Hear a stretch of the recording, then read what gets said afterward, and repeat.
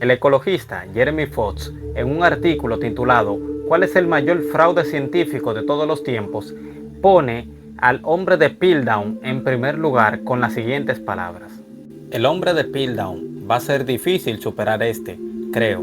Charles Dawson, es casi seguro que fue él, falsificó fósiles reales en lugar de, por ejemplo, números en una hoja de cálculo. Aunque no engañó a todos, engañó a suficientes personas, incluido algunos de los principales paleoantropólogos de la época, para influir apreciablemente en la investigación sobre la evolución humana. El fraude no fue expuesto definitivamente hasta que pasaron más de 40 años. A modo de comparación, piense en el falso fósil de Archaeoraptor de hace unos años. Solo engañó a unos coleccionistas de fósiles y a algunas personas asociadas con el National Geographic y fue expuesto en cuestión de semanas. ¿Cómo semejante engaño perduró durante 40 años en el mismo seno de la comunidad científica? Todo comienza cuando un obrero, mientras trabajaba en una cantera en Piltdown, un pueblo de Sussex de Inglaterra, él encuentra lo que es un pedazo de cráneo, un diente suelto y una mandíbula, y se lo entrega a un conocido buscador de fósiles de esa época, Charles Dawson. Este los entregó al eminente paleontólogo del Museo Británico, Arthur Smith, quien reconstruyó el cráneo con la mandíbula y lo presentaron en diciembre de 1912 a la Sociedad Geológica de Londres. El asunto se discutió durante años y finalmente se dijo que muy probablemente dichos fósiles correspondían al eslabón perdido. El espécimen de Piltdown se ajustaba tan bien a lo que se esperaba que nadie lo verificó a fondo para determinar si el cráneo y los fragmentos de la mandíbula pertenecían al mismo individuo, de manera que se creó una nueva especie de homínido fósil a la que se denominó Eoanthropus dawsoni, en honor a su descubridor, y que la comunidad científica aceptó, sin demasiados cuestionamientos, como el intermediario que faltaba para demostrar la evolución humana. Es necesario tener en cuenta que en aquella época, luego de la publicación de los libros de Darwin, el ambiente social y académico era muy propicio a aceptar estos eslabones intermedios de la evolución. Ellos pensaban que estos seres prehumanos simplemente deberían tener una mandíbula simiesca y un enorme cerebro, y si a eso les añadimos el hecho de que haya sido en Europa y estos antepasados del hombre hayan caminado en suelo inglés, pues mucho más fácil la aceptación, porque ¿cómo va a ser posible que, como querían los paleoantropólogos de aquel tiempo, el hecho de que esa realeza pueda ser descendientes de unas personas que evolucionaron en África?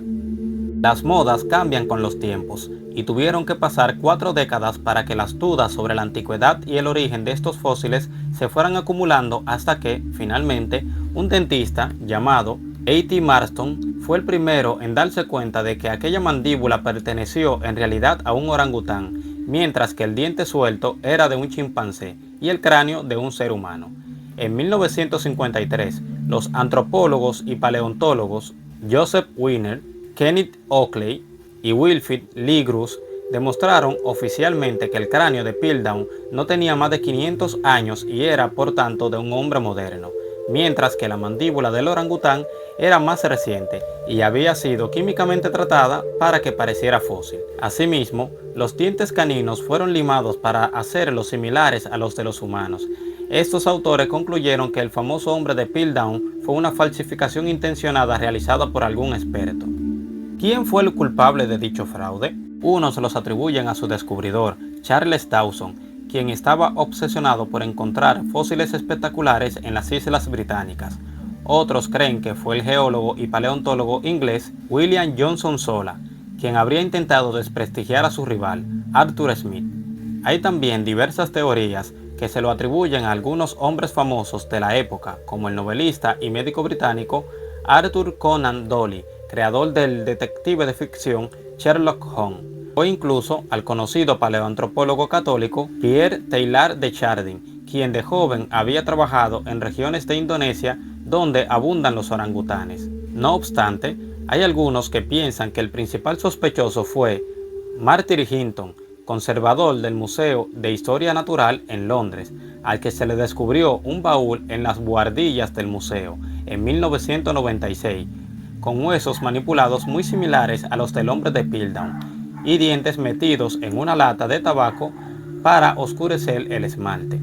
También algunos creen que el chauvinismo inglés abandonó y facilitó el fraude al estimular el deseo de los británicos de ser los poseedores de un espécimen clave en el estudio de la evolución del hombre. Sea quien fuere el autor de este fraude, lo cierto es que en los libros de textos de biología no se menciona dicho acontecimiento, y cuando los críticos del darwinismo apelan a él, lo que dicen es que la ciencia funciona de esta manera, autocorrigiéndose continuamente, y esto fue de hecho lo que pasó con el caso del hombre de Piltdown. Pero también esto nos lleva a la reflexión y nos muestra la parte vulnerable de la ciencia, de que muchas veces los científicos son propensos a caer en engaños para que vean lo que ellos quieren ver.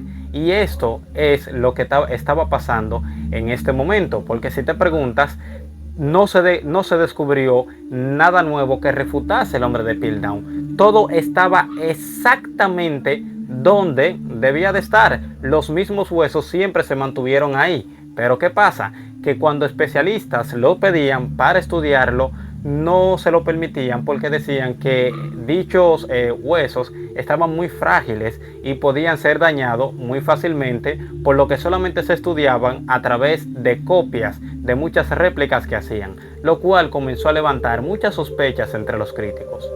Otros muchos fósiles similares a los humanos han sido descubiertos desde aquellas tempranas fechas de 1912, y a diferencia del hombre de Piltdown, se trata de ejemplares auténticos. Unos pueden compararse con los simios actuales y otros se parecen más a los seres humanos. Sin embargo, la mayor parte de los fósiles genuinos, que supuestamente tienen que ver con los orígenes del hombre, han generado controversias entre los especialistas. Cada nuevo hallazgo suele complicar más el problema de la filogenia humana en vez de simplificarla. La idea de que al descubrir más fósiles se solucionará la cuestión parece chocar contra la evidencia, que apunta más bien a todo lo contrario. Los nuevos descubrimientos fósiles humanos tienden a agravar el problema porque obligan a replantear y cambiar antiguos esquemas. ¿Por qué esto es así? Quizás porque la evidencia que arrojan esos huesos petrificados dejan demasiado espacio a la interpretación. Cada paleoantropólogo lo concibe y lo entiende a su manera. Es decir, unos mismos huesos fósiles pueden ser reconstruidos de diversas formas, siempre dependiendo de las ideas previas que tenga dicho especialista. Si un especialista entiende que los huesos que encontró es de una especie intermedia entre el hombre y el simio, pues serán reconstruidos de la misma forma. Pero lo cierto es que ningún hueso que se encuentre, ningún fósil que se encuentre, viene con una etiqueta diciéndote de qué animal evolucionó, ni el tiempo que tiene, ni con qué animal tiene su parentesco. Todo eso son deducciones que hacen los especialistas siempre para encajar con las ideas que ellos creen previamente, nunca para refutar dichas ideas. Además de eso, recordemos que el reloj molecular, no sé si usted sabe lo que es eso, que es lo que se usa para datar los años, siempre va a depender del especialista. Dos especialistas te pueden dar fechas distintas sobre un acontecimiento en específico, porque cada quien está buscando de que lo que descubre encaje con lo que viene enseñando anteriormente y con lo que cree anteriormente. Es decir, en la ciencia también no seamos ilusos. Recordemos también que en la ciencia se mueve lo que es el interés, el dinero, se mueve el deseo de hacerse famoso, de ser reconocido, de pasar a la historia, de estar en las primeras portadas de los periódicos. Todo esto también es un negocio. Sin embargo, sí, como se sugiere en ocasiones, cada fósil descubierto es como una isla en medio de un inmenso océano de millones de años. ¿Qué posibilidades hay de hallar conexiones reales con otros fósiles? Y si esto es así, entonces todos los árboles de la evolución humana que se han ido construyendo y modificando constantemente no serán solo invenciones humanas que corresponden a prejuicios darwinistas previos pero no a la realidad. Tomar diversos huesos fosilizados y ordenarlos en una determinada secuencia filogenética no es una hipótesis científica que pueda ser demostrada sin lugar a dudas o contrastada con la realidad. De ahí que la historia de la paleontología está plagada de inconsistencias y errores que el tiempo se encarga de corregir. Con esto no estoy diciendo de que la paleoantropología es una mala ciencia, o que yo no creo en ella, ni que nadie debería creer en ella, o que se mueve detrás siempre engañar al pueblo para que crea de una forma. No es lo que estoy diciendo. Pero lo que nosotros tenemos que hacer es estudiar cada día y aprender a diferenciar lo que son los hallazgos, las pruebas de sus interpretaciones, que muchas veces vienen detrás una filosofía atea y naturalista que busca simplemente que los fósiles que ellos encuentran encajen con lo que ellos creen previamente.